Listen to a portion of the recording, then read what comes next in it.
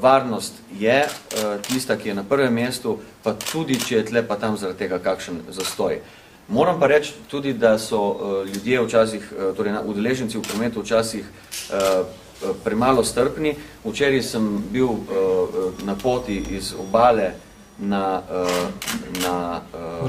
v Ljubljano in moram reči, da smo se skupaj z enim rešilcem znašli v situaciji, ko pravzaprav zaradi ravnanja udeležencev skoraj da ni bilo prepustnosti tega rešilca. Tako da tudi udeležence bi pozval, da so strpni, da ne iščejo krajših poti, ko je zastoj, ne upoštevajo pravila in seveda pač stojijo v vrsti tako kot vsi drugi. Petki nadzornih kamer kažejo, da je bila avtocesta od Vrhnike do Ljubljane mimo Loga praktično prazna, medtem ko so vsi vozniki, ki so se usmerjali pred Logatcem na magistralno cesto, praktično zatrpali magistralko do Ljubljane.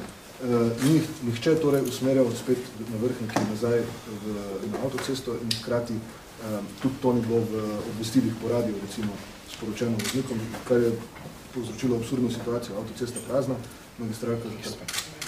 Mi smo za ta namen pripravili prometni radio.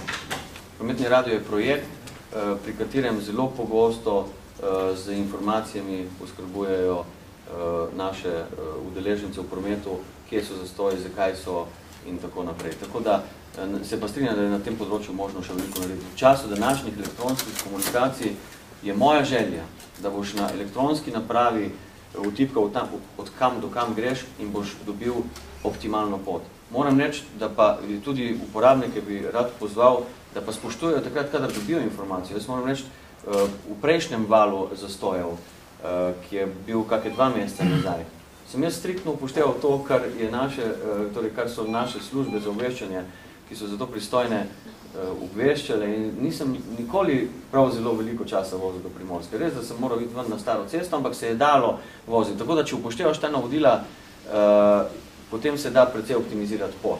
Pa tudi načrtovanje poti bo postalo pomemben del naših potovanj. Recimo, ko se vračamo iz morja, jaz kot udeleženec v prometu redko grem pred 21 ali pa 22 uro, ker vem, da bi še sam generiral dodatne zastoje in pač greš malo kasneje, takrat je pa že popolnoma prazna avtocesta. Kakšno je vaše stališče na tem, da se je minister Vlačič vozil z modrimi lučmi po avtocesti utiral pot rešilcev?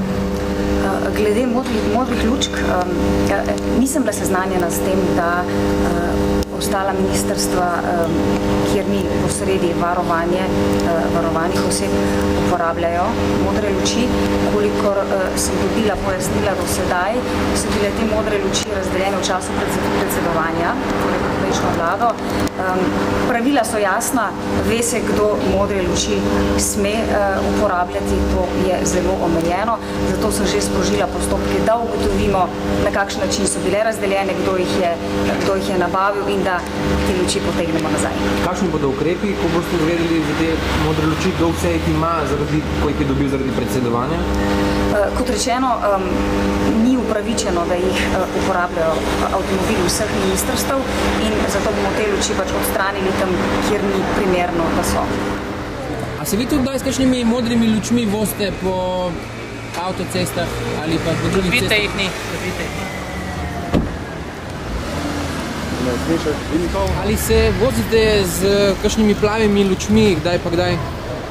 Ne, to sem se pa v prejšnjem mandatu. Hvala. Kadar je bila nujna vožnja.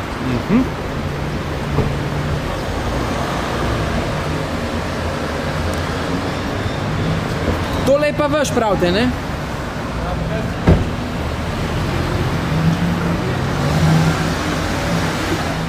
Gospod Goršek, kako je na drugo temo? Minister Vlačič se je vozil s šoferjem z modrimi lučmi po avtocesti, predvidena kazen za takšno početje 12.000 evrov za ministrstvo, za šoferja 500 evrov in za Vlačiča, ne vem točno koliko, ampak vseeno, zanima me nekaj drugega.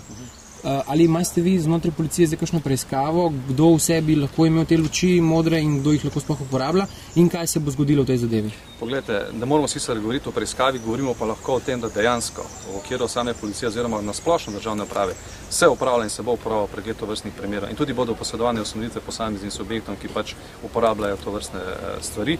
Dejstvo pa, da je tudi v teh primerih, a ne policija mora ukrepati kot v vseh ostalih primerih. Ali res drži informacija, da so te modre luči šoferji pridobili, ko je Slovenija vodila Evropsko unijo, se pravi vsi ministrski avtomobili so vladni, so dobili takšne luči? Poglejte, počakamo, da dobim informacijo, kaj so rezultati samega pregleda. Hvala. Prosim. Vladni Audi 6, Lato, črne barve, z zatemnjenimi zadnjimi stopni, pod državnim zborom. In posnemo za tega, da pokažemo, da imajo skoraj večini vsi te vladni avtomobili tudi signalne luči. In verjetno uporabljajo šoferji po svoji pameti.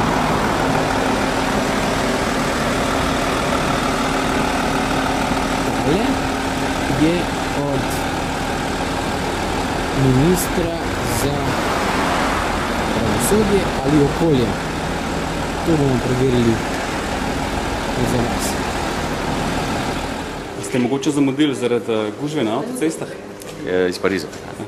Gužve na avtocestah v Parizu so pa takšne, da rabiš za 10 km 2 uri ne moreš. Kaj pa tele modre lučke, gospod Vlačič? Ja. Kako to, da imate nameščene v službenem vozilu? Že ko sem prišel na ministrstvo, so bile nameščene, jaz njihovo namestitev nisem ukazal, tudi nikoli nisem odredil njihove uporabe in očitno v avtomobilu, tako kaže, ne smejo biti in so tudi umaknjene in tako da s tem v zvezi se jih pač ne more očitno uporabljati, to je bila napaka. Jaz sem povedal, kaj se je zgodilo, jaz sem videl, da jih je takrat voznik uporabil, pomagal je, sprašal, kaj se dogaja, rekel je, da bo pomagal rešilcu, ki se je zagozdil.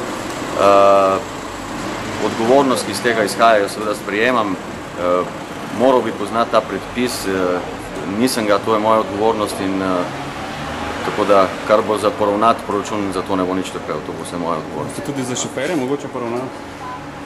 Šofer se je sam odločil, da smo nisem odredil. Vsak svoje. Dobro, hvala.